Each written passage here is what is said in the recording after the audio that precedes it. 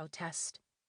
In justifying this terrible apathy, I excuse myself by saying the same things that most people say, which is that even if I had picked up a sign and marched somewhere in a crowd of like-minded angry people, there would probably be more police than protesters once we got where we were going, and another excuse, that large crowds hive contagion, and, to top it off, that the merger of certain major media with the surveillance state simply isn't worth messing with. Oh, and that it isn't 2020 anymore, that everything is so different now, even though so many things are the same. I mean, in fairness, there have been some changes. The city within a city that I once called home did go private. Its public school turned private, making Piedmontane even more exclusive than it already was. Then, the private police showed up. At first you would see one here, one there, in some weird uniform, standing guard in front of the custom courtyard gating of a mansion. Then the compounds went up, neighboring the mansions, and I started to see more and more cops in private security colors, usually a menacing corporate insignia flush upon black fabric. But other times, nothing. No identification at all. At college, my media studies professors tell me that the merger of network news with national security has been so subtle and so slow that now that it's happened, now that it's in its place, its omnipresence escapes notice.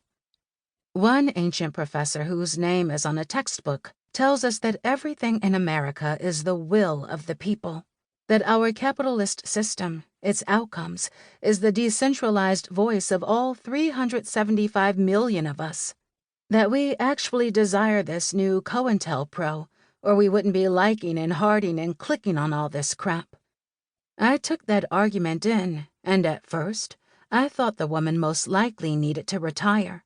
But then I thought how simple yet fathomless her thesis was, how much it implicated me and everyone else, and then my brain started decentralizing, flying apart like a frisbee fracturing as it's flung across the campus lawn.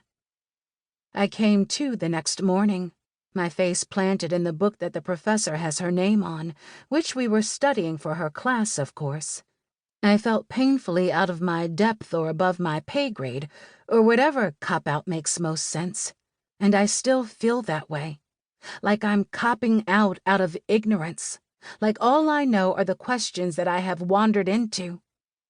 So why's Cope calling me? That boy, he's out there, phoning me like fear of arrest doesn't factor into his equation. Like fear is foreign to him, which I know it's not.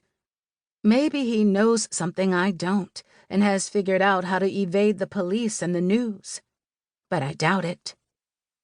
As for me, I'm careful beyond careful not to state whether I'm contemplating my innocence in a studio apartment, or a small condo, or a townhome, or a student hostel. And my city shall remain undisclosed, thank you. I police myself better than the police ever could. Here, how about I play detective on myself, interrogate my own imagination? Where might I be? How about an unaccounted-for New York City cellar? Underground, literally. Like Cope's phone, I'm old school.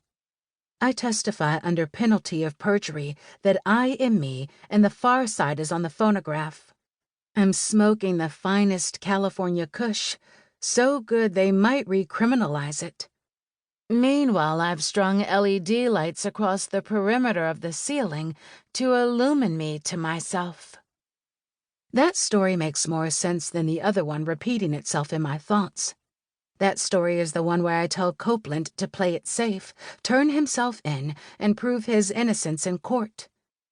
As soon as that story starts to take hold, and I make my mind up to call him back and tell him what to do, I hear laughter, loud, deep laughter.